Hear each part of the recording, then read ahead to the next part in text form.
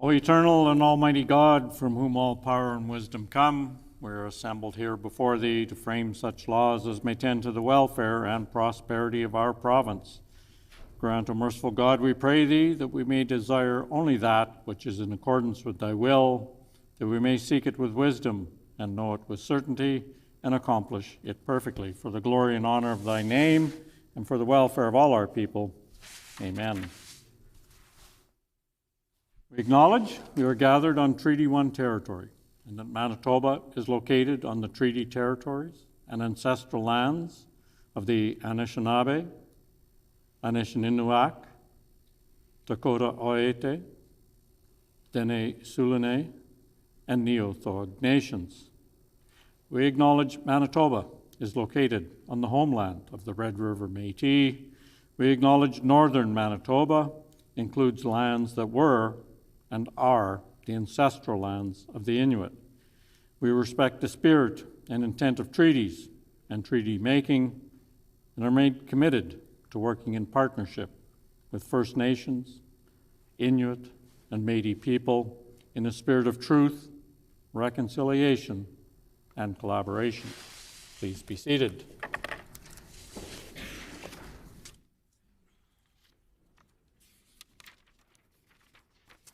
Routine proceedings, introduction of bills. The Honourable Member for Fort Garry. I move, second by the MLA for Tyndall Park, that Bill number 201, the Employment Standards Code Amendment Act, right to religious observance, be now read a first time.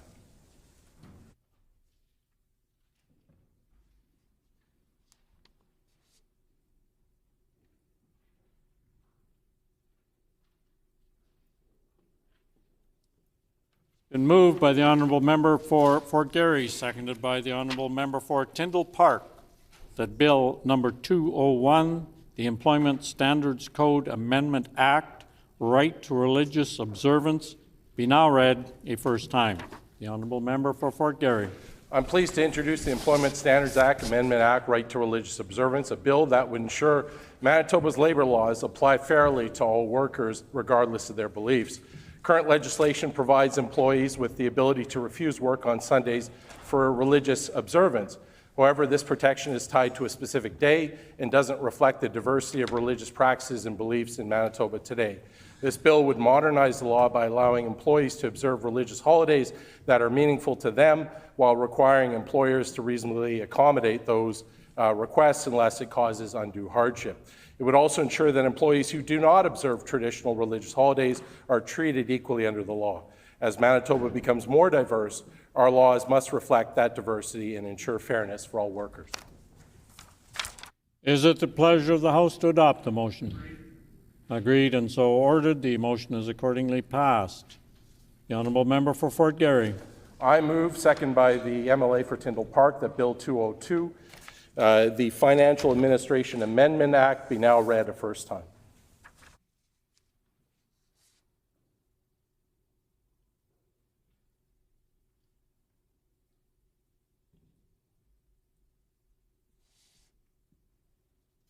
Been moved by the Honourable Member for Fort Garry, seconded by the Honourable Member for Tyndall Park, that Bill number 202, the Financial Administration Amendment Act, be now read a first time. The Honourable Member for Fort Garry. I'm pleased to introduce the Financial Administration Amendment Act, a bill that would ensure organizations receiving public funding are complying with Manitoba's human rights and labour laws. Public money should not be used to support organizations that violate the rights of Manitobans, yet there are situations where organizations receiving provincial funding have policies or practices that may contravene laws such as the Human Rights Code or workplace protections. This bill would require the province to suspend or terminate funding when a recipient is found to have breached these laws. At the same time, it allows for funding to be reinstated where it's in the public interest with transparency around that decision. This is a straightforward accountability measure. If an organization wants public funding, it must respect the laws that protect Manitobans. Is it the pleasure of the House to adopt the motion? Agreed and so ordered. The motion is accordingly passed. No further introduction of bills. Committee reports. Tabling of reports. Ministerial statements. Member statements. The Honourable Minister of Housing, Addiction and Homelessness. Thank you, Honourable Speaker. I rise today with deep pride to recognize a remarkable leader and person, Tanisha Houle-Shalhoub. Her work encourages all of us to think more carefully about how stories are shared, and more importantly, who carries the heart and responsibility of telling them. As the head of Indigenous Programming and Engagement at the Manitoba Museum, Tashina is helping transform that space into something truly special.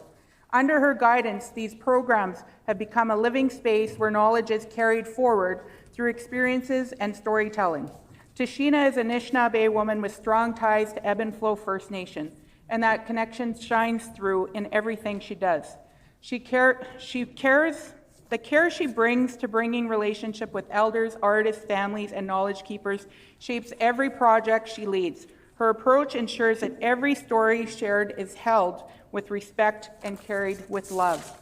You can feel this especially in her Indigenous Motherhood exhibit. This exhibit brings together teachings, objects, and lived experiences that explores Indigenous approaches to pregnancy, birth, and raising children.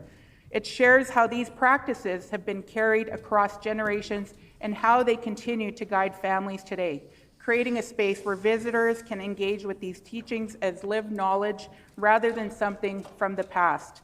Tashina's impact extends far beyond the museum's walls. She creates spaces for Indigenous people to see themselves reflected in ways that honor who they are while inviting others to engage with these stories more openly and thoughtfully. Tashina, thank you for your leadership, your heart, and the pride that you bring to Manitoba. Our community is stronger because of you. I ask all members to join me in recognizing Tashina Houle-Shalhoub, who is joining us online. Miigwech Tashina for all of the work that you are doing.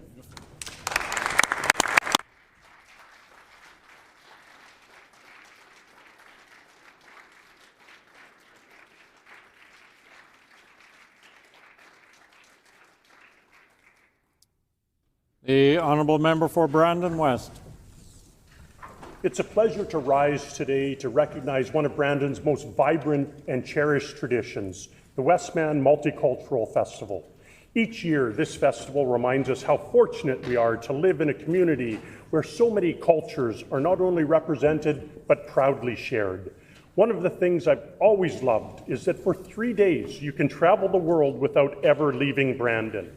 In the middle of winter, stepping into each pavilion feels like a winter holiday, an escape filled with unique foods, music, and cultural experiences from around the world without going far. All 11 pavilions this year did not disappoint. I felt welcomed at every stop, and I'm deeply grateful for the heart and effort each pavilion puts into keeping this tradition alive. I'd like to acknowledge Chairman Enver Naidu and his leadership and dedication. It is especially fitting to see Enver chairing the festival, as his work as Executive Director of Westman Immigration Services helps welcome so many newcomers into our community. His commitment to inclusion and cultural celebration is reflected in every aspect of this event. I also want to extend a heartfelt thanks to the entire organizing team and the many volunteers who devote countless hours to bringing this festival to life. Their passion and hard work ensures that this celebration continues to thrive year after year, many whom are joining us here in the gallery today. Their efforts strengthen our community and highlight the diversity that makes Brandon such a welcoming place. I ask all my colleagues to stand and recognize my guests in the gallery, and I ask to have their names entered into Hansard. Thank you.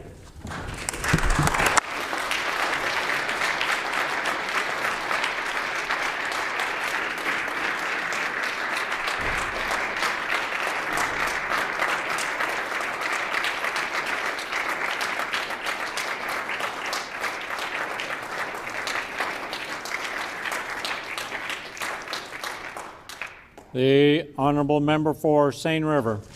Thank you, Honourable Speaker. I rise today to celebrate St. Mary's Nursery and Garden Centre, Ron Paul Garden Centre, and Lacoste Garden Centre, 3 incredible local businesses that help make Seine River and the rest of Manitoba more beautiful. With spring just around the corner, many Manitobans are starting to think about getting back outside. working in their gardens and spending time in their yards. In Seine River, we are so fortunate to have local family-run garden centers that provide us what we need to create beautiful outdoor spaces. St. Mary's Nursery and Garden Centre recently marked its 40th anniversary, a real testament to the important role it plays in our community and to the unique experience it offers through its greenhouses, display gardens, and gift shop all in one place. Ron Paul Garden Centre has been serving our community since 1965, with roots going back to the 50s. It has grown into a trusted green hub for Seine River, supporting local jobs, mentoring young workers, and community initiatives while offering expert advice and locally grown plants. Lacoste Garden Centre, which has been family-owned since 1942, really stands out for the care that they put into the customer experience. Their staff are passionate and welcoming, and they work hard to make sure every visitor feels comfortable and supported. Together, these three local businesses employ over 350 Manitobans, creating good local jobs, supporting families, and helping our community to thrive. To Carla from St. Mary's, Ray from Ron Paul, and David from Lacoste, thank you for being here today and for your hard work and dedication. I hope you continue to grow, inspire, and keep our community blooming for many years to come. I ask my colleagues to please rise and join me in recognizing and celebrating these outstanding local businesses. Thank you, Honourable Speaker. Good job, Ellie.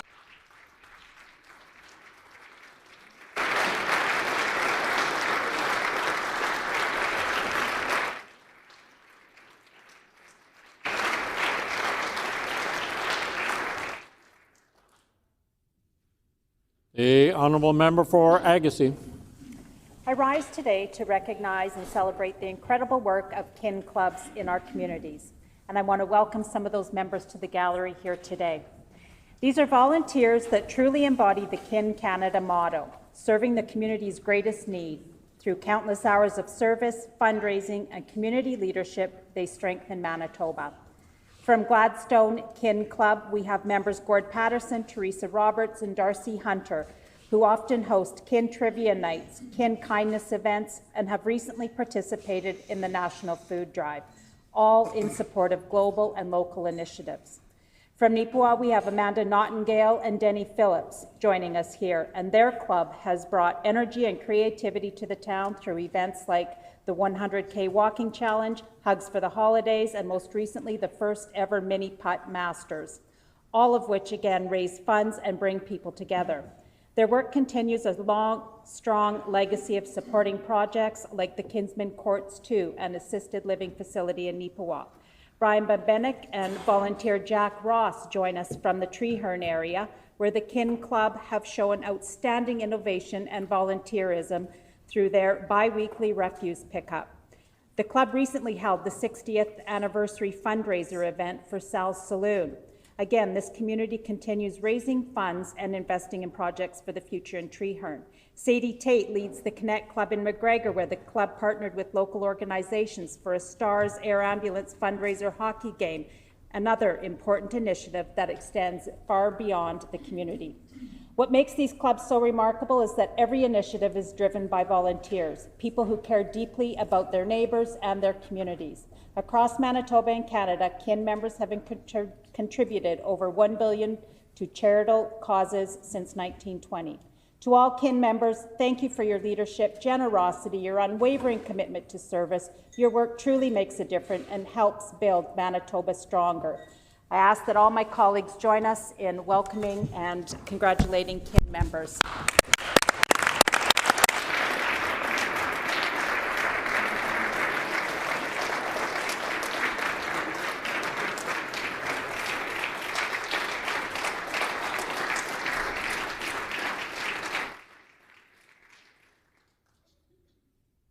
The honourable member for Kirkfield Park.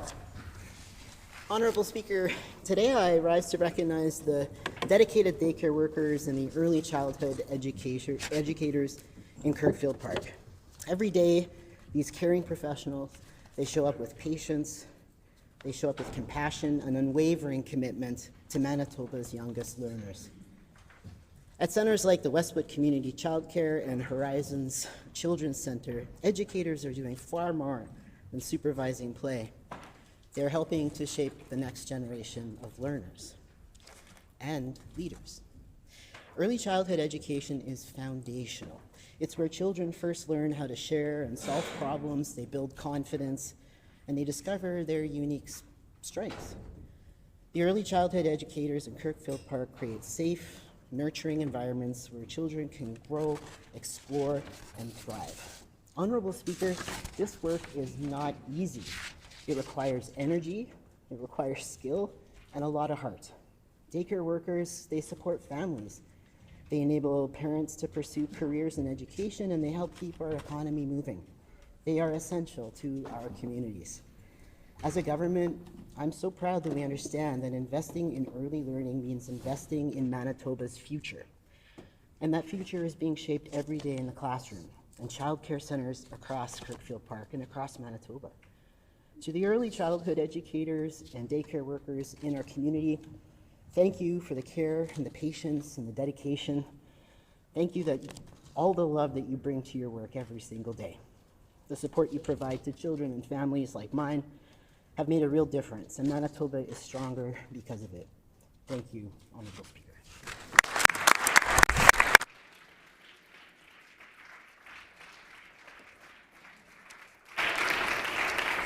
Before moving on to oral questions, there are some guests in the gallery.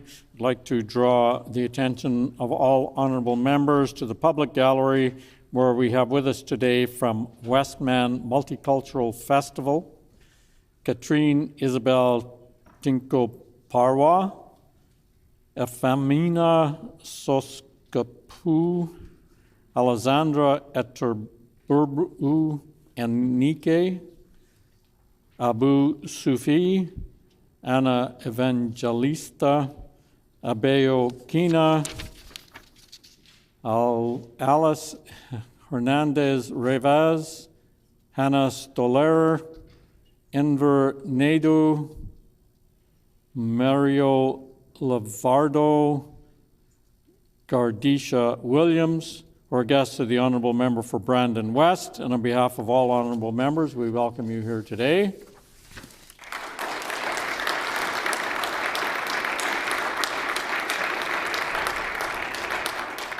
Seated in the Speaker's Gallery, we have with us today from the Legislative Assembly, Deanna Wilson, Executive Director of Administration, Debbie Campbell, Director of Finance, Eduardo Saldumbi, Manager of Finance, and on behalf of all honourable members, we welcome you here today as well.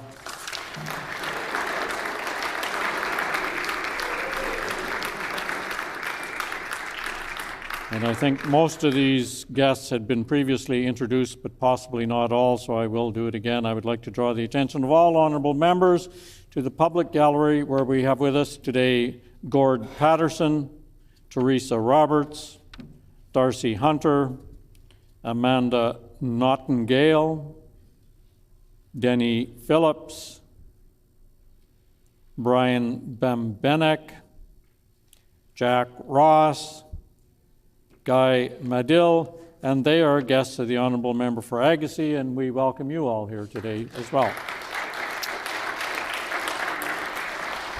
Oral questions. The Honourable Leader of the Official Opposition.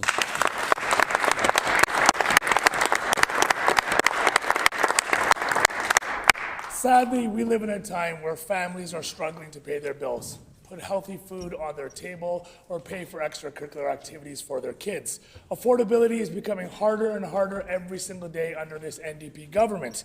And yet, this NDP government has increased the average property taxes in Manitoba by 20% across the province. It has been leaked that in this year's NDP budget that they'll have a measly 6% rebate increase to their property tax rebates. Let's do the math. A 20% increase on property taxes with only a 6% increase to rebate still means Manitobans are paying more money under this NDP government than they were under the previous PCs. The Premier knows that life is unaffordable under his government. When is he going to make real changes and real announcements to live up to the commitment that he promised to make life more affordable, or will he continue to play with pennies in front of Manitobans?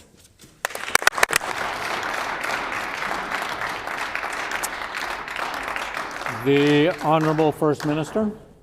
Wanted to put on the record permanently today that I appreciate the opposition working with us yesterday so that we could skip question period and this sort of rhetoric and instead spend the time honoring our late colleague Amanda Laughlin. I had the opportunity to say some things about Amanda, but today I want to say thanks to the opposition for working together with us on that. When we're talking about affordability, the budget that you're about to hear is going to remove the PST from everything at the grocery store. It's going to make life more affordable for you and your family. Families who are rushing home and got to grab that rotisserie chicken, a prepared salad, and a case of bubbly. Guess what? No more tax. They taxed you, we're lifting the tax. We're bringing you tax relief when it comes to property taxes too. $1,700. Last time I checked, $1,700 wasn't measly to too many families across Manitoba. Maybe he wants to check in with them instead of writing questions all by his lonesome. The Honourable Leader of the Official Opposition on a supplementary question. That shows you how out of touch this Premier is. If he actually did his own grocery shopping, he would know that a lot of grocery items are already exempt from PST. But maybe under him, you will save 7 cents on a can of pop. Or you'll save 63 cents on a chicken rotisserie, Honourable Speaker. We're talking about real savings on this side of the House. Manitobans are struggling to pay their bills, and they're applauding a 7-cent savings on a can of pop. That $1,700 rebate he talks about, that doesn't come into effect until next year. Manitobans are struggling today, and the Premier wants to joke and laugh about affordability crisis in this province. So I'll ask the Premier again, if he wants to have real savings, why won't he support our call to increase the basic personal tax exemption to $30,000 so the average Manitoban family can save $3,000? Order, please. Order, please. Let's keep it down so I can hear the Honourable Leader of the Official Opposition. Thank you, Honourable Speaker. It was getting hard to hear with the Premier laughing so hard. Will the Premier stand up and talk about how he'll make life more affordable for Manitobans, or will he continue to laugh like he is now?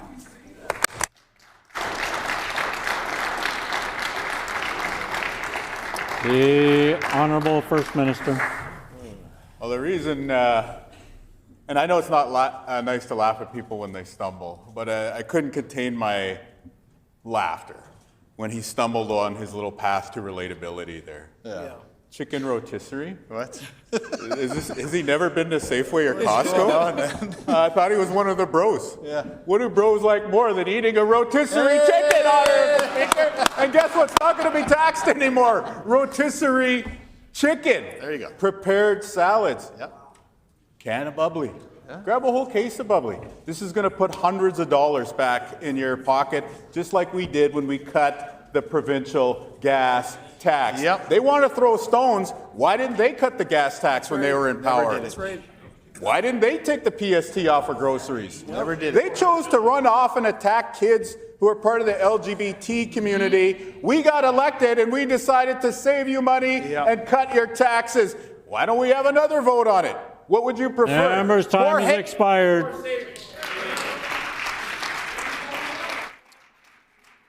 The Honourable Leader of the Official Opposition on a final supplementary question. Another big flashy announcement or leak by this NDP government with no substance. Nothing behind it other than pennies. This Premier is saving you pennies. On this side of the House, we want to save you hundreds and thousands of dollars. The Premier refuses to make real life savings for you because under this NDP government, Manitoba's economy is dead last. This Premier is outspending what he's bringing into the province. Another failure by this NDP government. If he knew, or again, like I said, if he went grocery shopping, he would know that a lot of items are already exempt from PST. So when will the Premier do something that actually makes life more affordable? Or does he actually think that saving 2 cents on a liter of milk will make your life better? Does he think that saving you 1.5 cents on a liter of gas is making your life better? Why won't the Premier make real decisions and support the PCs on increasing your basic personal tax exemption to $30,000, saving you $3,000 a year? Here, here.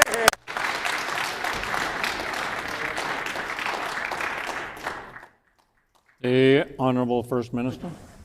Well, Oh, there you go. There's the 2027 or sooner PC election campaign. Right. No savings at the grocery store. No savings when you go to the gas station. No savings on your property taxes. If that's what they want to run on, look out, minority communities in Manitoba, because wedge politics are going to be the only thing that they have to try and stir up votes. On our side, we don't have to pick on minorities. We don't have to attack LGBT. We don't have to attack the families involved with the landfill search. You know why? Because we got real things that Manitobans want, like fixing healthcare, like saving you money at the grocery store, saving you money at the gas station. And guess what we got in the budget that the rules prevent me from waving around at this very moment? We've got the best balanced budget number in the entire country. Nice. There we go. That means we're doing better than your conservative premiers out east. And the time has expired.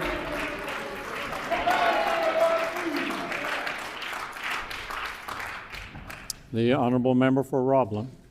Earl Moberg was a loving father, grandfather, and longtime teacher from North Kildonan. He was living with dementia when he went missing in December 2023. He has never been found and tragically is presumed deceased. Mr. Moberg's case was the subject of a critical incident review. Would the Premier please indicate the status of those recommendations? The Honourable First Minister.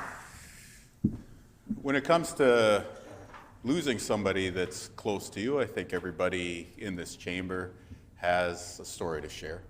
And that's why we connect with empathy when it comes to families like the one that's being invoked by the member for Roblin. When we think about what it's like to have a loved one who raised you, and I'll ask the member for Brandon West to stop heckling when we're talking about Alzheimer's. When we're talking about a loved one who raised you as a parent and doesn't remember your name, it's a tough thing to see. And so that's why our heart goes out. Even in spite of the member for Lac de Bonnie criticizing the fact that we're building a personal care home that has an Alzheimer's village in it in his own constituency. The members from the Progressive Conservative Party ought to know when to heckle and when not to heckle. On this side of the House, we'll work with this family and seniors across the province to ensure that there's a brighter hope for those living with Alzheimer's and dementia. The honourable member for Roblin on a supplementary question. Clearly, the Premier needs to get up to speed on this file. Mr. Moberg's family have been tireless advocates for improved dementia care in Manitoba because they want to ensure that what happened to him doesn't happen to anyone else. Following other recent tragedies in Manitoba's healthcare system, this minister and this Premier have talked repeatedly about critical incident reviews. But if the recommendations in those reviews are not acted upon, the review is not worth the paper that it's written on. What additional resources has this minister provided to the home care program to ensure that the recommendations in this critical incident review are fully implemented? The Honourable First Minister. Having a loved one with Alzheimer's, with dementia, it's a very difficult thing. And what I was trying to get across in the comments earlier is that we have compassion, and that compassion moves us to action. When it comes to the PCs on the other side of the House, the member for Roblin perhaps should spend some time speaking to her colleague from Brandon West or Lac de Bonnie and say, don't interrupt, because you're actually getting in the way of important information being shared with the people of Manitoba. In this instance, it was their heckling that got in the way of me sharing this important information. When we're talking about the review in the Moberg family, every single recommendation has been accepted and actioned. If they want to end the heckling here, we can get a lot more business done in this esteemed chamber.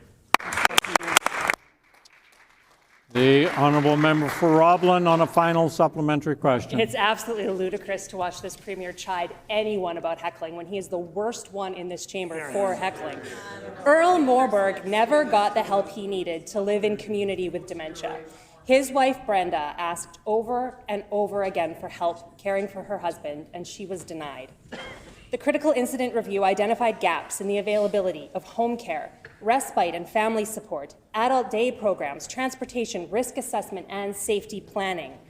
Sadly, it is too late for Earl Moberg, but for the over 20,000 Manitobans living with dementia today, these recommendations could make a real difference. It has been well over 2 years since Mr. Moberg went missing. When will the findings of the critical incident review be fully addressed? The Honourable First Minister.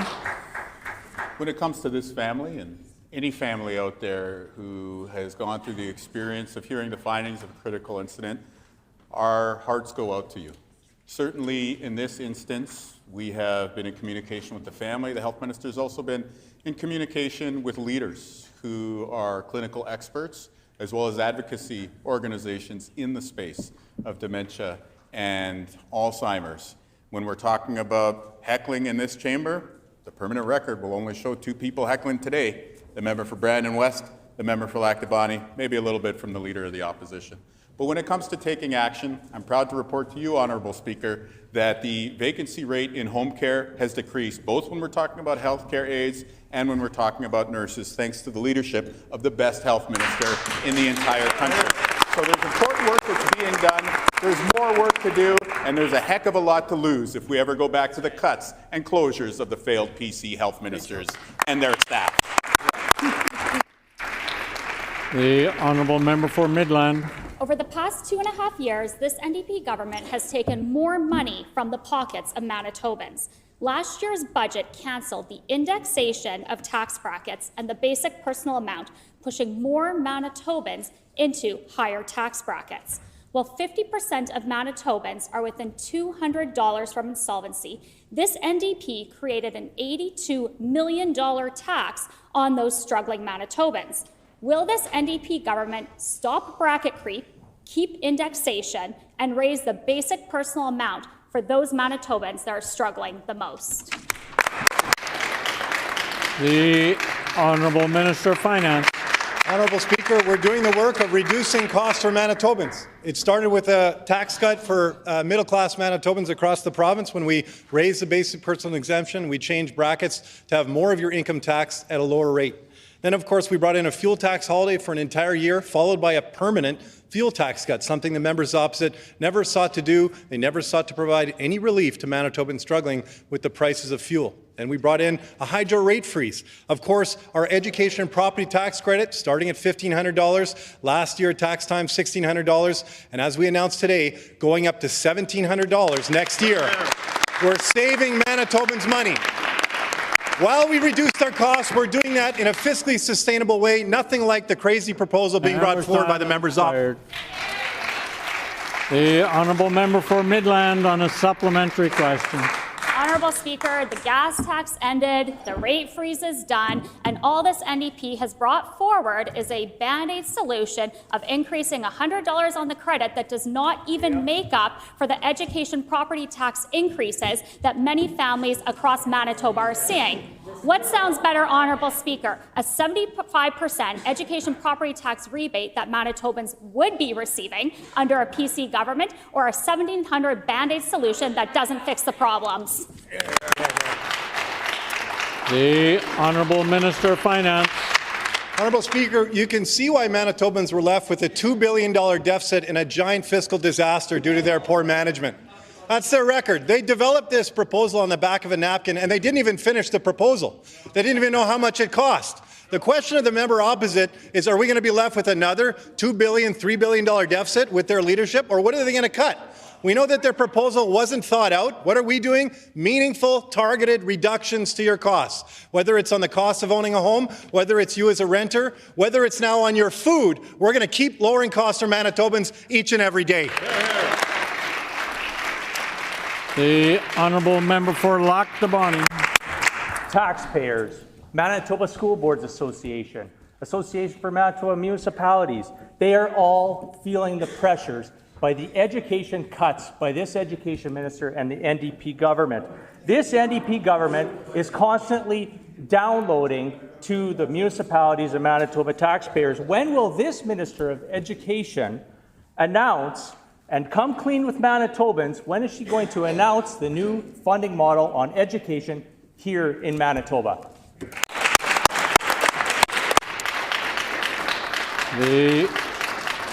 The Honourable Minister of Education and Early Childhood Learning. Thank you, Honourable Speaker. And Manitobans know, where they cut, we build. That's right. It's the fact of the matter here Manitoba,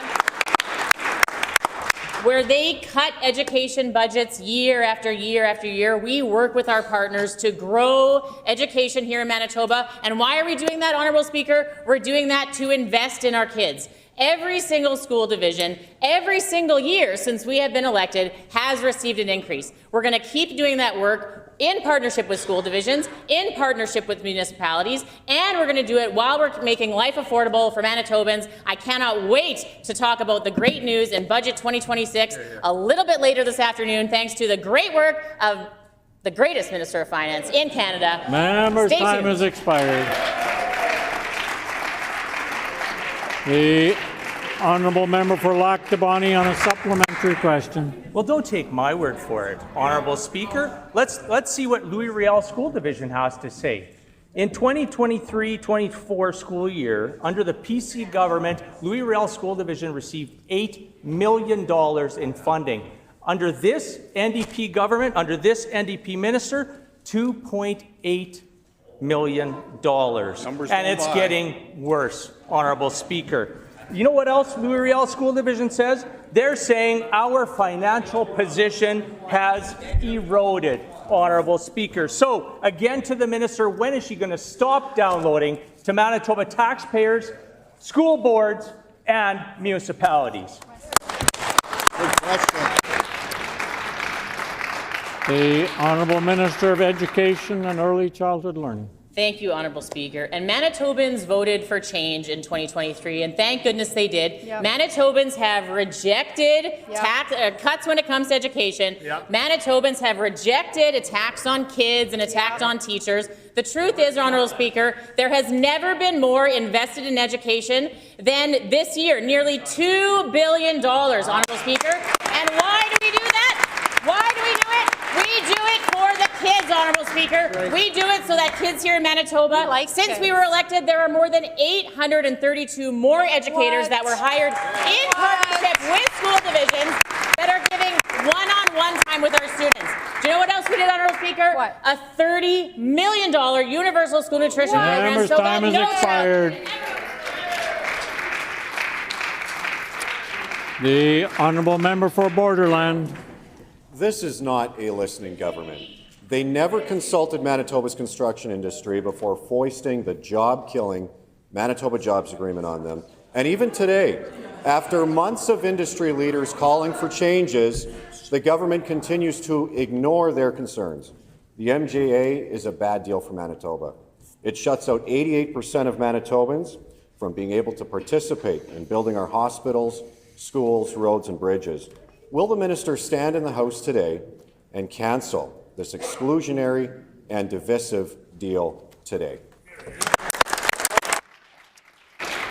The Honourable Minister of Public Service Delivery. Thank you, Honourable Speaker. I want to thank the member for that question. Through to you, to the member from Borderland, Honourable Speaker, every single person working on MJA is better off. There's no division. Honourable Speaker, they will have a fair wages, good benefits, and safe work site. For this side of the House, we care about Manitoba workers. We care about Manitobans, Honourable Speaker. We will always prioritize Manitoba workers, unlike upper side. What they did during their time, Honourable Speaker, where did they create the jobs? In Saskatchewan and Alberta. Thank you, Honourable Speaker. The honourable member for Borderland on a supplementary question. Well, that minister will want to check his facts, because in a recent Winnipeg Free Press editorial, Manitoba's major construction associations wrote, and I quote, "If local shop contractors are discouraged from bidding, provincial capacity shrinks. Over time, this may force labour to be imported from outside Manitoba." End quote. Oops. That's from the experts. Whoops. Why is this minister defending a bad deal that kicks Manitobans and our own homegrown construction companies to the curb and replaces them with workers from large outside corporations?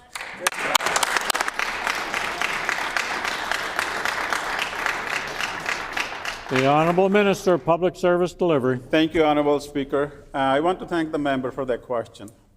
On our $3.7 billion capital project, Honorable Speaker, we are prioritizing Manitoba workers.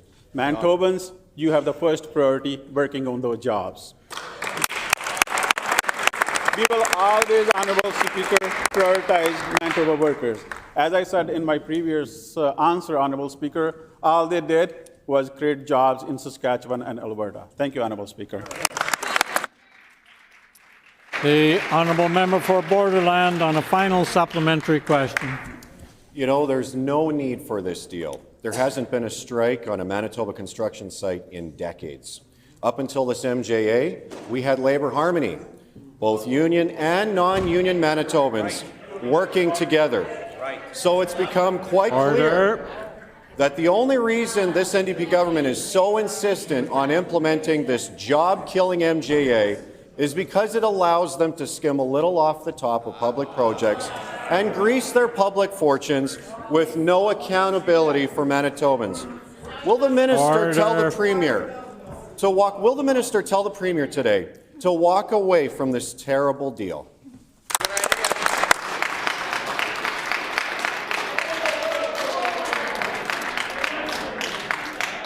The Honourable First Minister. Minister for Public Service Delivery is such a strong minister, he doesn't need to debase himself answering nonsense like this. So allow me to step in and clear up a few facts. Labour harmony. Labour harmony.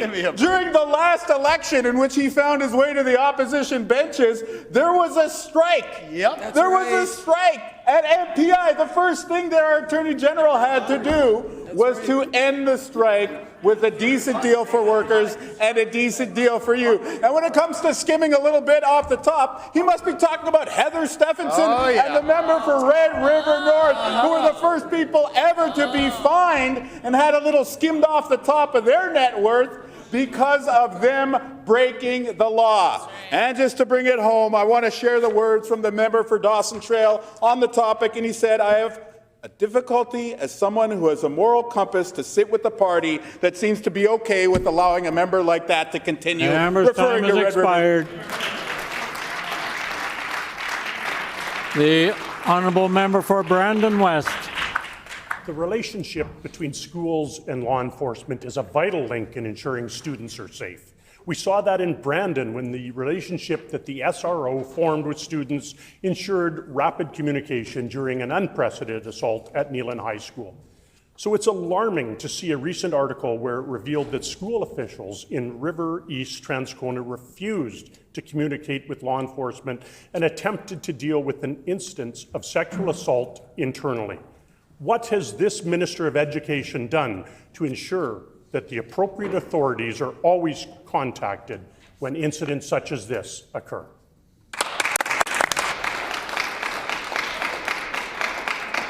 The Honourable Minister of Education and Early Childhood Learning. Thank you, Honourable Speaker. And when it comes to the safety and security of students here in Manitoba, there's nothing more important for myself as Minister, for our team, certainly as a mother as well. So when it comes to the safety of students when they're at school, nothing could be more important, and nothing should be taken more seriously. That being said, Honourable Speaker, the situation that the member opposite speaks of, as he should well know, is before the courts. So it would be absolutely inappropriate for anyone in this chamber to make any further comment about specifics. But what I can say is, again, the safety and security of every single student here in Manitoba is of the utmost importance. First time has expired. The honourable member for Brandon West on a supplementary question. It's about the policies, not the court decision at this point, Honourable Speaker. When the mother questioned the school's inaction and fought to ensure her daughter was protected, she was told that the accused's right to public education superseded any safety concerns and that her daughter could leave if she felt unsafe.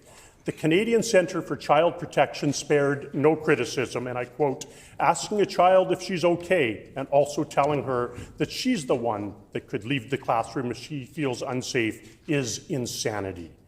Does this minister support victim blaming?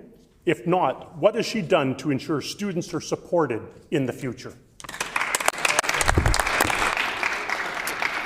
The Honourable Minister of Education and Early Childhood Learning. Again, Honourable Speaker, there is nothing more serious, more sacred, and more important than the safety of not only students at school, but really all youth here in Manitoba. It would be irresponsible for me to make any comment about the specifics of this case. What I can tell you is that we will continue to work with all of our school division partners to make sure that the safety of every single student in Manitoba is taken seriously. We will continue to work with law enforcement. This is work that we're doing across government. I'm incredibly grateful to work along the Minister of Justice and to make sure that there are increased and strengthened pathways between the Department of Education and the Department of Justice. We know that Member's the best time has public expired. The Honourable Member for Tyndall Park. Thank you, Honourable Speaker. After some back and forth with this government, I was happy to hear during education estimates back on May 20th, 2025, that a new high school would in fact be built in Tyndall Park, specifically on Commercial Avenue on the north side of Inkster. I was hoping that because it's been nearly a year, that the minister could provide some details as to when construction is expected to begin. The Honourable Minister of Education and Early Childhood Learning. Thank you very much to the member from Tyndall Park for that question, and it gives me great pleasure to stand in this House and talk about the investments that we're making in our kids here in Manitoba, both in funding of schools, but also in building new schools in the member for Tyndall Park's constituency and in constituencies all across Manitoba. I can share with her that there will be more news in the budget, in Budget 2026, about that school and the other 11 schools. We're going to announce all the progress that we've made on the 11 schools that we announced in Budget 2025. We're so excited recently to announce a brand new school for the DSFM in the beautiful constituency of St. Boniface. So there's going to be a lot of great news to share in Budget 2025, progress on the schools that the time has expired. The Honourable Member for Tyndall Park on a supplementary question. Thank you, Honourable Speaker. Plans for a new school in Tyndall Park were initially created by the former government several years ago. It was unfortunate that after the last election, we learned the school was going to be cut. However, to this government's credit, they brought it back when they saw the high demand for it. I share this to highlight that a new school in Tyndall Park has been delayed long enough, and I'm eagerly awaiting now to see what's going to happen later in today's budget. I was hoping that the minister could share just a few more details about the school. For example, what is the catchment area for the students, and when will classes be up and running? The Honourable Minister of Education and Early Childhood Learning. Thank you, Honourable Speaker, and thank you to the member for Tyndall Park for a little bit of that history lesson. I will correct the record, though, Honourable Speaker, for the chamber. The previous government did announce a school. They announced a whole bunch of schools, but unfortunately, those schools were written. They can continue clapping for the schools that they didn't build. The plan for those schools, Honourable Speaker, was written on the back of the same napkin that they wrote their budget on, Honourable Speaker. Those plans never went to Treasury Board on this side of the House. Instead of announcing fake schools, we're going to announce real schools with real dollars put behind them in Tyndall Park and in St. Boniface, in Brandon, and all across this beautiful province. So that we can, why, Honourable Speaker? We're doing it for the kids. Time has expired. The Honourable Member for Tyndall Park on a final supplementary question. Thank you, Honourable Speaker. On January 7th, just a couple of months ago, I was advised in a letter from the minister that discussions with the Winnipeg School Board pertaining the new school in Tyndall Park had begun. The population surrounding the school only continues to grow, and parents and students alike continue to be affected by class sizes and necessary transportation requirements. Can the minister provide an update with respect to these discussions with the school divisions? The Honourable Minister of Education and Early Childhood Learning. Thank you, Honourable Speaker, and we are so thrilled for the excellent relationships and partnerships that we have with school divisions right across this great province. We have partnerships with the Winnipeg School Division that's going to ensure that this school is built in central Winnipeg. And you know what's going to be built in that school, Honourable Speaker? There is going to be childcare put in that school. Not only in central Winnipeg, but we're going going to be adding schools with childcare centres in Devonshire Park. We're going to be adding schools with childcare centres in Waverley and schools with childcare centres in Brandon. We are going to be addressing the need after years and years of PC's failures and cuts. The failure to invest in education, the failure to actually plan and budget for new schools, the cost of new schools skyrocketed under them. Time has expired.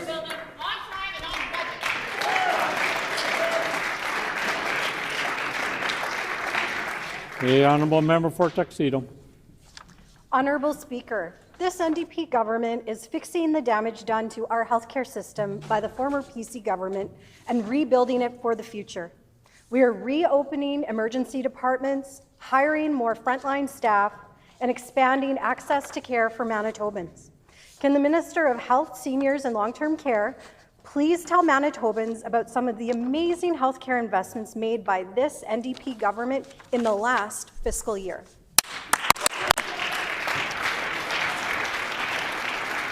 The Honourable Minister of Health, Seniors and Long-Term Care. Honourable Speaker, in this past year, we've hired thousands of net new healthcare workers, expanded surgery capacity with new clinics like the one at the Grace Hospital, and we've made historic investments in improving women's healthcare in Manitoba. We're also investing in new personal care homes to help seniors. We're training more nurses and doctors than we ever have before and retaining thousands of healthcare workers working in those specific areas. We're focused on reducing wait times, improving access, making sure that Manitobans have a public healthcare system that they can count on. We're fixing healthcare across this province, and we cannot wait to share all of the incredibly exciting announcements in Budget 2026. Much done, much more to do. The honourable member for Lakeside. Honourable Speaker, this government claims to be a partner to municipalities, yet it continues to apply provincial sales tax to municipal infrastructure projects. They take money out of one pocket to help fund projects, and then they put their hand back in the other to increase the cost. Can the minister explain why this government is refusing to exempt municipal infrastructure projects from provincial sales tax? The Honourable Minister of Municipal and Northern Affairs. It's budget day in Manitoba, so obviously there's a lot more people in person here. And they should know that since the AMM, I've been hanging on to this progress report for my first question on municipalities. So here we are in March. I'd love to table this progress report from the AMM. It's full of check marks from 2004, 24, 2025. And what municipalities can count on in this government is stability and predictability. More checks. We will invest in municipalities every single year. We won't dig a hole and throw a shovel. We've given them a ladder. They're working their way out of that hole with a true partner to make the big things. Member's time has expired.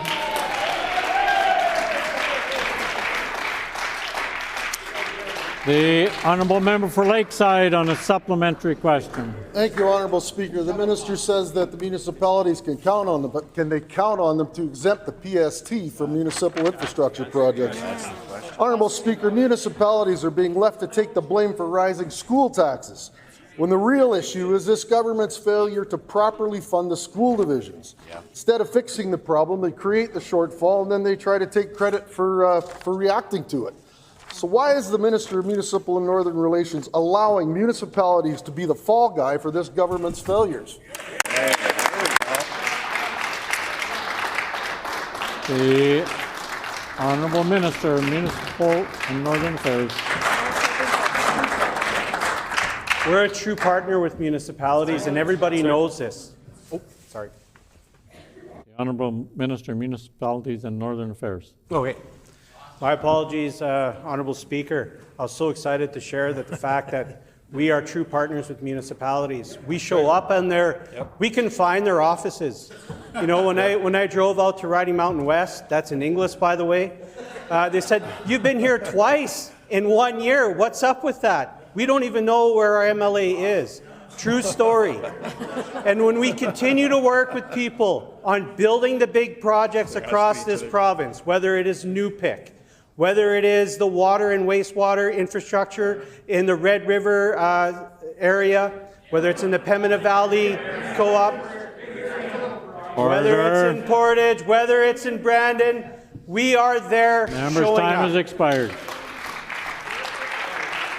The honourable member for Lakeside on a final supplementary question. Honourable Speaker, under this government, municipal relations has clearly been bungled. The key programs cut or scaled back and municipalities left with growing uncertainty. Manitobans rely on strong local governments. Those municipalities in turn rely upon the Minister of Municipal and Northern Relations, but instead of support, they are getting mismanagement and instability. Will Manitobans be forced to endure this incompetence until 2027?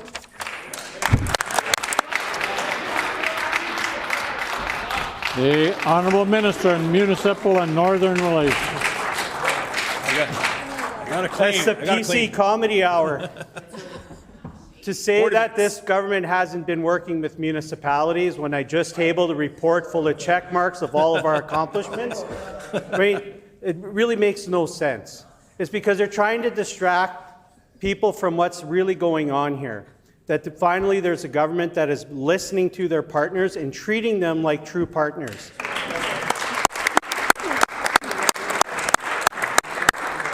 Whether it's taking the drive to Winkler and sitting with the mayor and deputy mayor for hours talking about what's meaningful for their communities, whether it's investing in places like Portage or Grandview. Grandview is another one there in the parkland that people Member's time has expired. The honourable member for La Vérendrye. Thank you, Honourable Speaker. Before this government stands up and asks Manitobans to believe in their next budget, I think it's important that we look at their record. Since taking office, Manitoba has had the slowest economic growth in the entire country. Only 1.1% growth. And at that same time, exports are down, investment is leaving, and good-paying jobs are disappearing. This all while the Premier is taking credit for sprinkling pennies across the province. So, Honourable Speaker, after years of promises and sprinkling of pennies, why has this NDP government delivered one of the weakest economies in our entire country?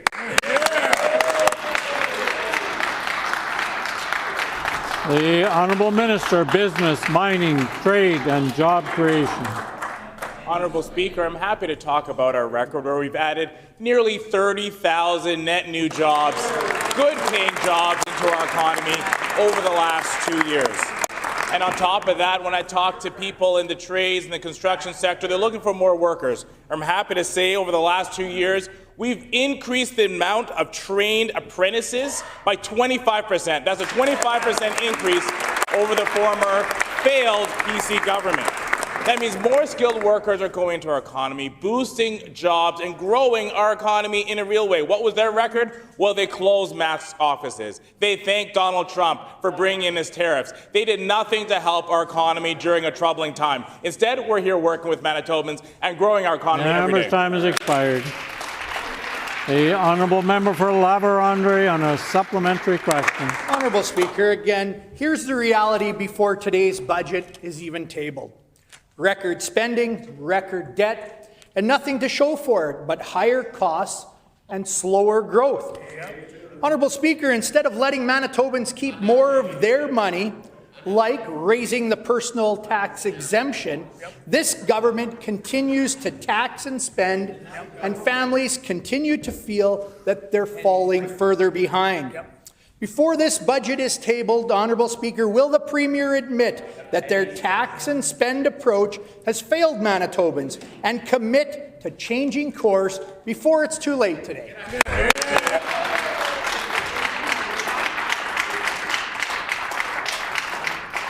The Honourable First Minister. Page 144 in this year's budget. Look it up, everybody. Taxes going down. Yep. We're cutting taxes. We cut the gas tax, we cut your property taxes, and today we're cutting the sales tax off of everything in the grocery store. Wow. A year ago, on Budget Day, we were worried about the Trump tariffs and the impact that it was going to have on the economy. I'm so proud of Manitobans for stepping up and continuing to build our province. And what did they do in the face of the Trump tariffs? Their leader said, and I quote, "I would thank him." Didn't just say it once, he said it a second time on the same podcast. I would thank Donald Trump talking about the tariffs. Completely the wrong approach. The Minister of Finance is about to table an important document that will show what? We have the best situation when it comes to fiscal, the lowest deficit in all of Canada. Props to him for doing a great Member's job. time has expired.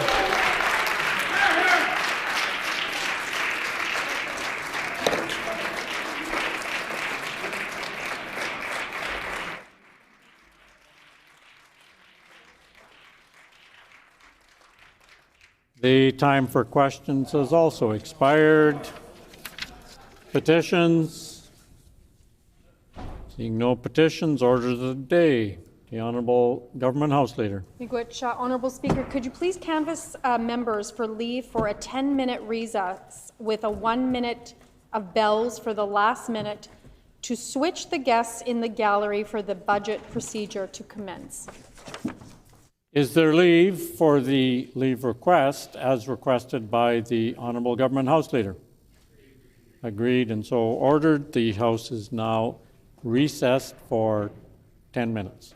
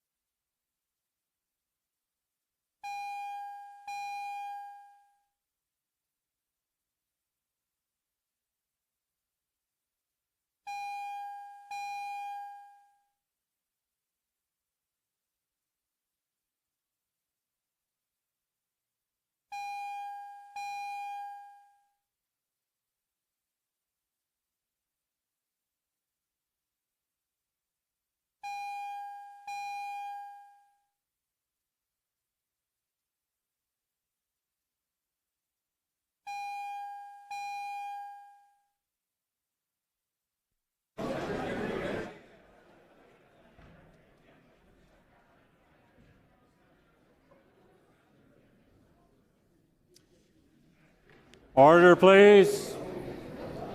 Order, please.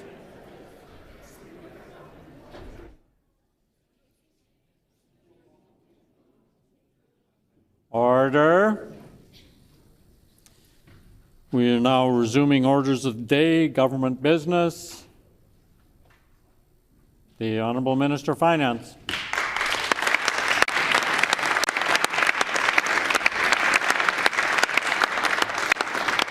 Thank you, Honourable Speaker. I move, seconded by the First Minister, that this House approves in general the budgetary policy of the government.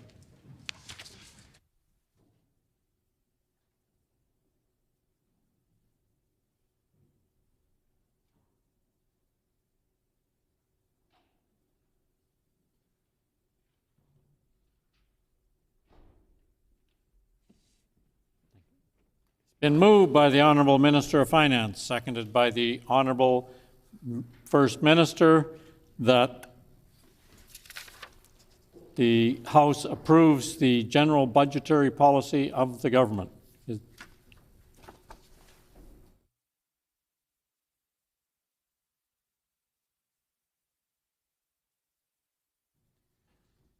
It has been moved by the Honourable Minister of Finance, seconded by the Honourable First Minister, that this House approves in general the budgetary policy of the government. The Honourable Finance Minister.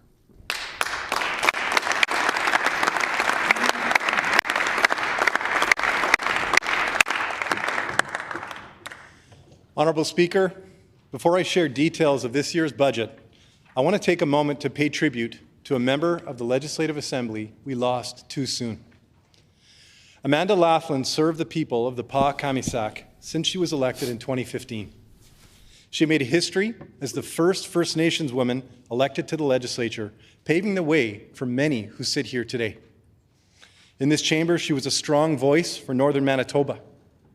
She passed important legislation to bring stronger services for sexual assault survivors in the North and to ensure women in Manitoba could take paid, compassionate leave for a miscarriage. She spoke the Cree language proudly into the recorded history of our province. As a member of our government, Amanda helped secure investments for the PA and surrounding communities that continue in this year's budget. Expanded training programs for paramedics and healthcare aides at University College of the North. Over $18 million in the First Nations delivery of child and family services. Millions in funding for family camps at Grand Rapids and youth programs at the PA Family Resources Centre. A $4.6 million investment in the PA Correction Centre Healing Lodge. Investments into better ambulance services in the Fisher River Cree Nation, and over $2 million for a new Bachelor of Indigenous Language program at UCN. Honourable Speaker, I have the privilege today of announcing that Amanda's legacy will live on in a new healthcare clinic for the PA opening in 2030.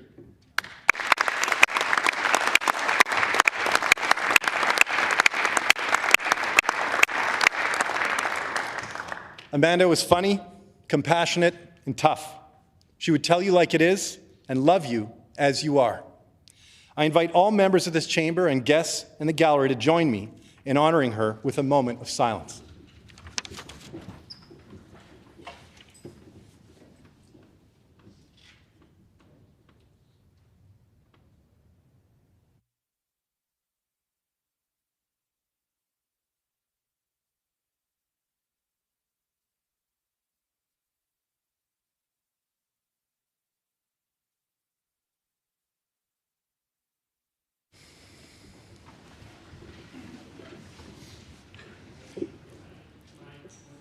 Amanda Laughlin. The Honourable Minister of Finance. Amanda Laughlin, a loving mother and grandmother to her girls, a fierce advocate for the North, and a trailblazer in our province. May she rest in peace.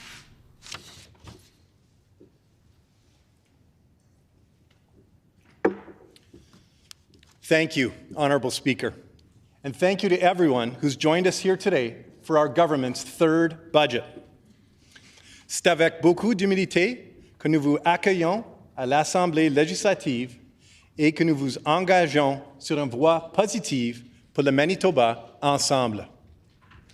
On behalf of the Manitoba government, we honor the sacredness and importance of this land and of the ancestors that once walked where we're standing today. The Anishinaabe, the Cree, the Dene, the Dakota, the Métis, the Inuit, and the Anishinaabe nations who paved the way to what is now known as Manitoba, home to all treaty people. Honourable Speaker, I present this budget at a moment of great economic opportunity. Canada is looking to the Port of Churchill as an answer to the questions we face in this new world order. It's an answer that's been here all along, a trade route known to the Dene, the Cree, and Inuit people for centuries. We are, after all, a maritime province with the Port of Churchill as our gateway to the Arctic and to the rest of the world. At the same time, on the cusp of such great opportunity for tomorrow, families face very real challenges today. Month after month, across the country, rising costs make it harder for the middle class to keep their heads above water. And for families living paycheck to paycheck, the fear of being underwater is constant. The budget I'm delivering today has immediate relief to address those rising costs with help for your mortgage payments, your rent, and help where it hurts the most at the grocery store. And I'm very proud to say that this budget helps those who need it most with progressive policies that support low-income Manitobans and help lift families out of poverty. And we're doing more for the middle class to lower your everyday costs on things like housing, gas, and groceries. Honourable Speaker, as deficits grow across the country, we are budgeting responsibly with the lowest deficit to GDP anywhere in Canada.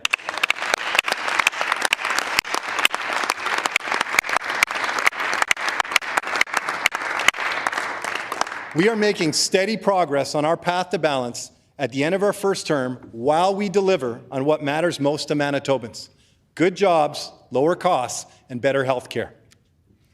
As we return to fiscal balance, our government is committed to being transparent with Manitobans. For the first time since 2017, our public accounts received a clean audit opinion, but there's more work to do. As part of Budget 2026, we will be reviewing and updating the reporting organizations included in the government reporting entity and getting ahead of forthcoming changes to accounting standards. Our commitment to you, the great people of Manitoba, is a clean set of books, a balanced budget, and a government you can trust.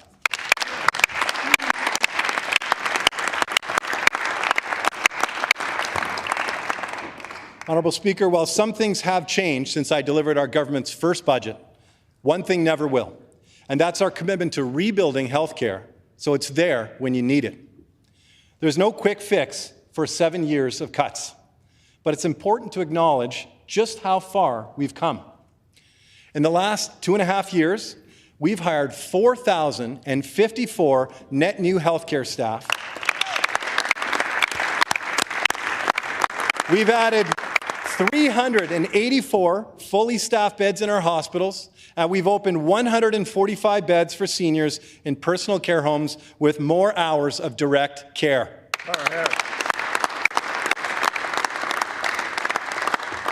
With 317 net new doctors, we've gone from the worst to the best in Canada when it comes to access to a family doctor, and we lead the country in access to same-day care.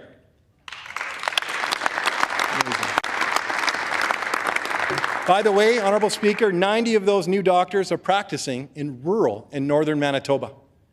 We've made it easier to see a doctor right away with same-day online booking at medinav.ca, 2 new minor injury and illness clinics in Winnipeg and Brandon, and extended hours at primary care clinics in 4 Winnipeg hospitals.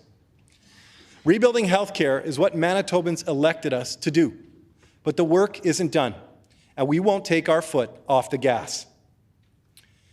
Budget 2026 presses forward to lower ER wait times by taking 2 important steps. First, we're creating new zones adjacent to emergency rooms where patients with unique needs can be seen by specialists right away, immediately reducing the number of people waiting to see a doctor in an ER.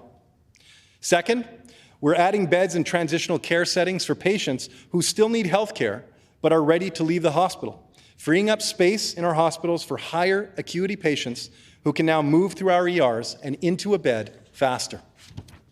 We're starting with a cardiac care zone at St. Boniface Hospital, mental health care zones at HSC and St. Boniface, and 32 new transitional beds at Siloam Mission.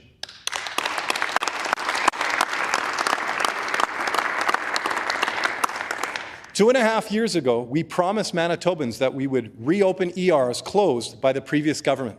And today, new emergency rooms at the Victoria Hospital and the Eriksdale Hospital are under construction.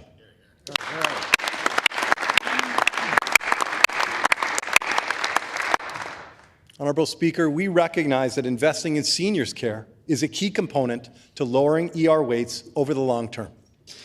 The previous government set us back, but we're moving forward with construction underway at the Lac du Bonnet Personal Care Home. Construction on new personal care homes in Transcona and the town of Arborg start this year.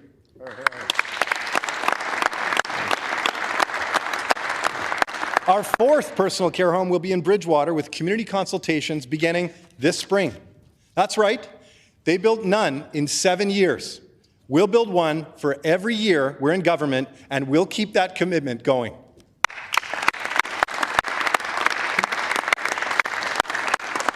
The previous government dismantled the Cardiac Centre of Excellence at the St. Boniface Hospital, and now we're rebuilding it with a new $22.1 million investment. Heart Care Manitoba will include a centralized care clinic, 18 more beds, and a cardiologist in the ER to immediately assess patients experiencing chest pain. We completed a record number of hip and knee surgeries at the Selkirk Hospital last year, and now we're adding 200 more. We're improving healthcare services for families in rural and northern communities with a new paramedic pathway and more funding to recruit doctors. Honourable Speaker, around the world, women's health care is underfunded and under attack. For years, Manitoba was no different. We're changing that because women should not have to pay more to access fundamental health care.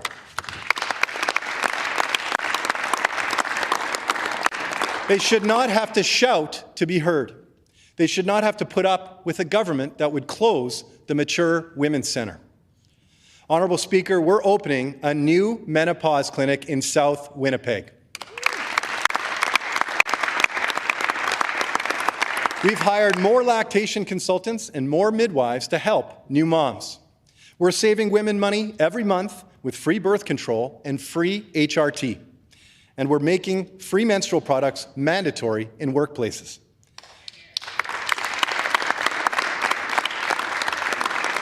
We're investing in women's heart health and ovarian cancer research, and we lowered the age for breast cancer screening.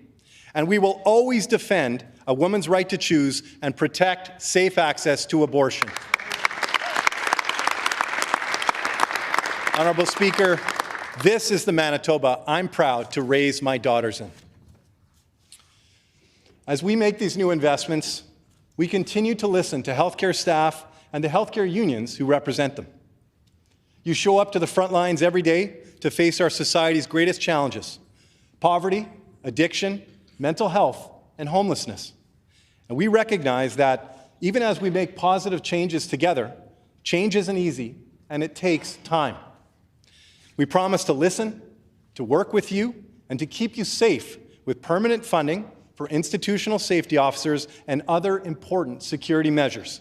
These changes aren't going anywhere.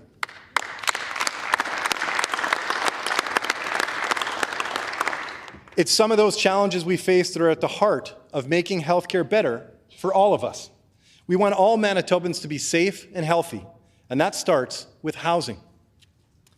Honourable Speaker, this budget has funds to build another 215 social and affordable housing units and provide wraparound supports like mental health and addictions treatment to Manitobans moving from tents to supportive housing.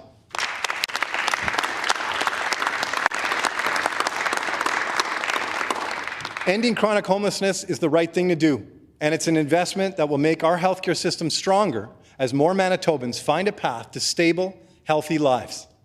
The job of fixing healthcare is far from over, but Manitobans elected our team because we have the compassion and the determination to see it through. Honourable Speaker, ask any Manitoban where they're feeling squeezed by high costs the most, and they'll tell you it's at the grocery store.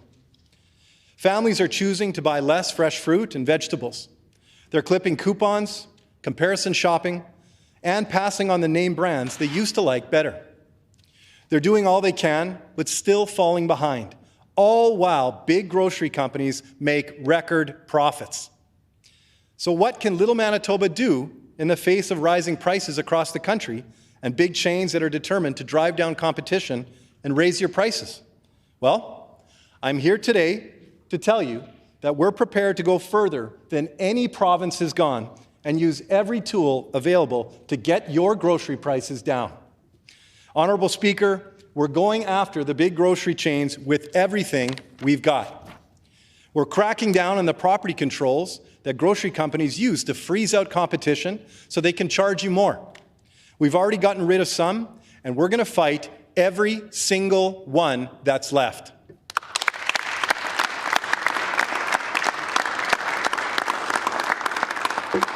We're going after predatory pricing with new legislation that makes it illegal for big companies to use your private data to charge you more.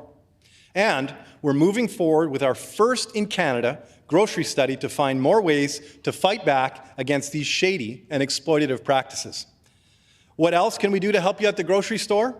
We can step in as your government to directly lower your costs. It started when we froze the price of milk, and our next important step is to take the PST off of all food at the grocery store.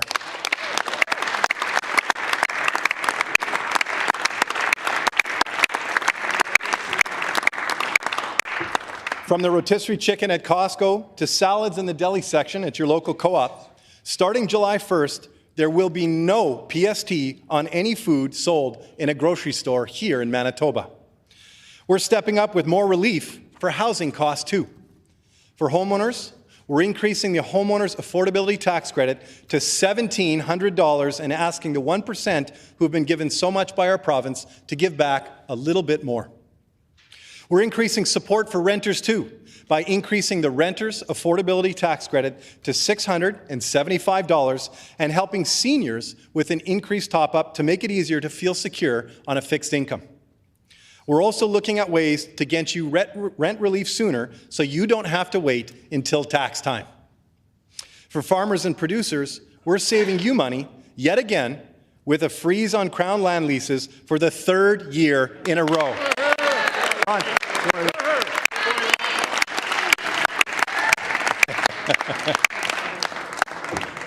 And, Honourable Speaker, we are making transit free for kids and youth, saving families money and helping us on our path to net zero.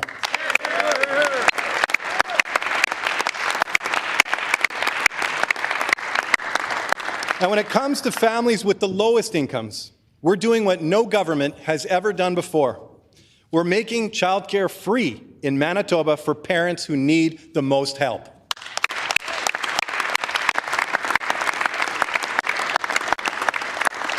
But that's not all. As Dr. Jim Silver will tell you, adult education is one of the most impactful ways to grow our economy and end poverty.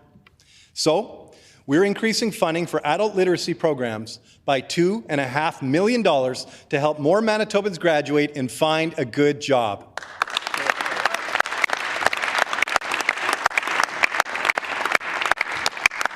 And, Honourable Speaker, we're keeping costs low for municipalities so they can keep costs low for you, with the third stable and predictable funding increase in a row.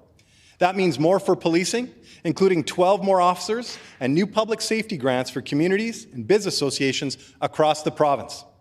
We're investing more in staff and emergency management systems to protect communities from wildfires, including a $75 million investment in a state-of-the-art fire base in the Thompson area.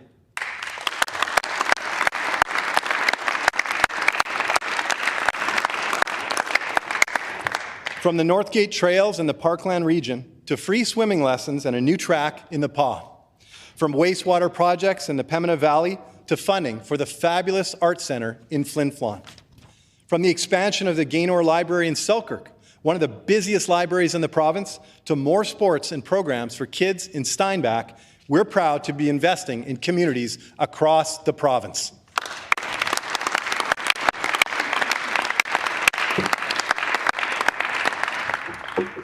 Honourable Speaker, Manitoba's economy is strong.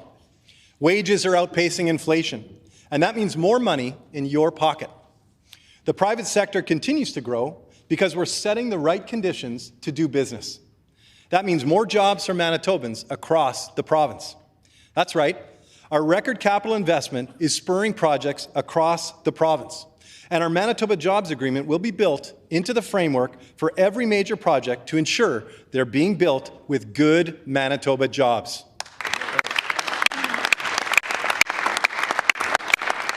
Honourable Speaker, that's how we built the floodway, and that's how we built Manitoba Hydro.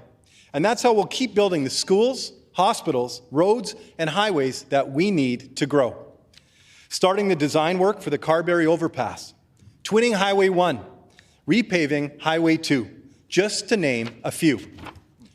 We're putting skilled tradespeople to work, and we're helping parents return to work, building 21 new childcare centres that will open over the next year. That's thousands of new spaces for families in West Kildonan, St. Boniface, River Heights, Burroughs, Brandon, Portage la Prairie, and many other neighbourhoods across the province.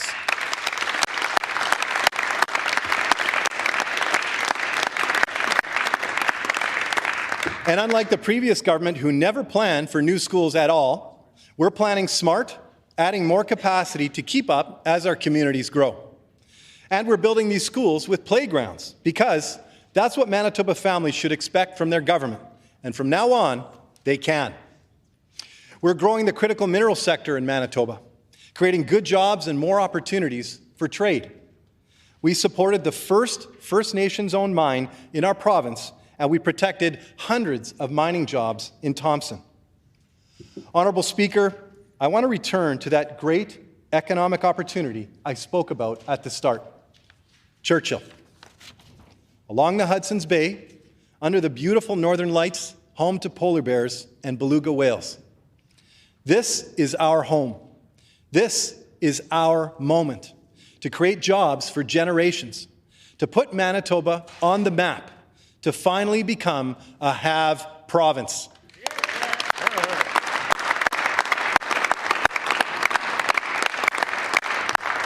Working with the Prime Minister and in true partnership with Indigenous nations, we are advancing a major Manitoba project.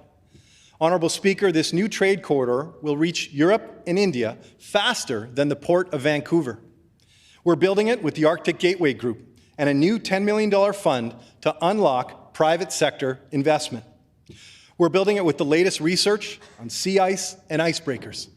Not only is a year-round port possible, Honourable Speaker, our government will get it built.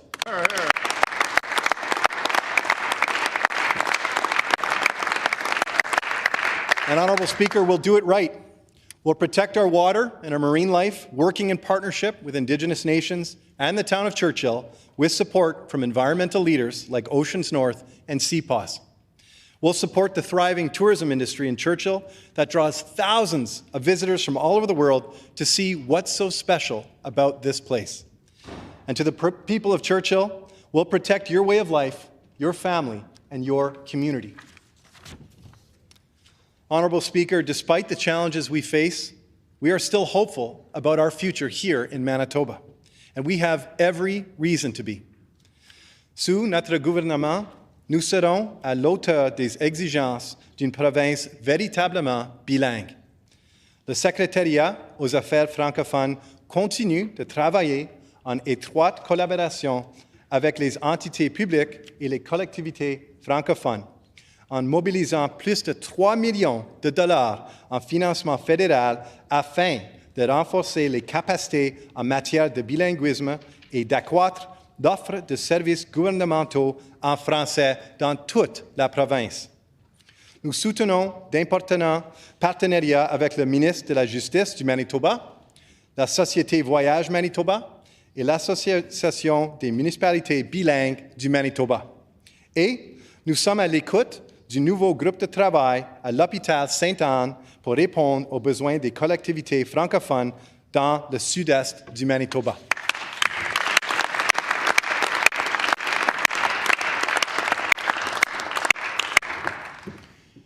The changes we need in healthcare are underway with more staff to see them through. The relief you need from high costs is on the way. The good jobs and opportunities we want for ourselves and our kids are here. Looking across the country, there's no place I'd rather be today than Manitoba. There's more work to do, but we'll get it done. So let's keep working together because you can count on us to deliver on what matters to you and your family. Good jobs, lower costs, and better health care. Thank you, Honourable Speaker.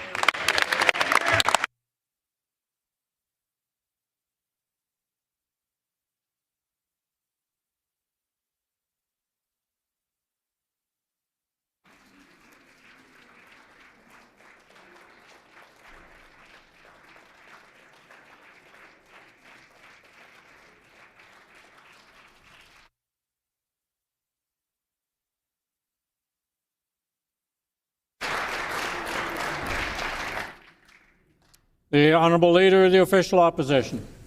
I move, seconded by the member for Midland, that the debate be adjourned. It's been moved by the Honourable Leader of the Official Opposition, seconded by the Honourable Member for Midland, that the debate be adjourned. Is it the pleasure of the House to adopt the motion? Agreed and so ordered. The Honourable Minister of Finance. Thank you, Honourable Speaker. I have the message from Her Honour, the Lieutenant Governor, as well as the budget documents, which I would like to table.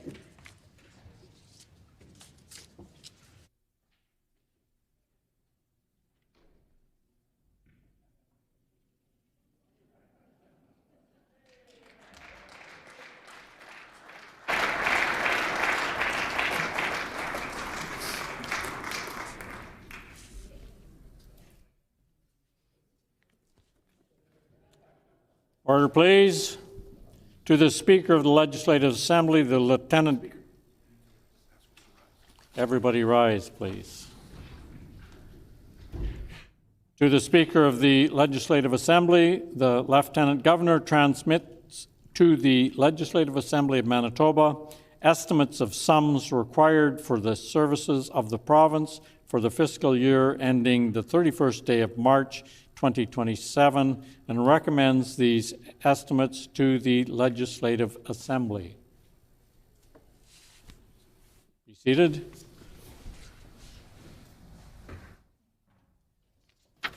The Honourable Government House Leader. Honourable Speaker, I move, seconded by the Minister of Finance, that this House do now adjourn.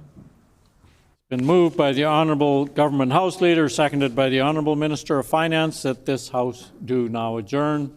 As such, this House is it the pleasure of the House to adopt the motion? Agreed. This House then is adjourned and stands adjourned until 1:30 tomorrow.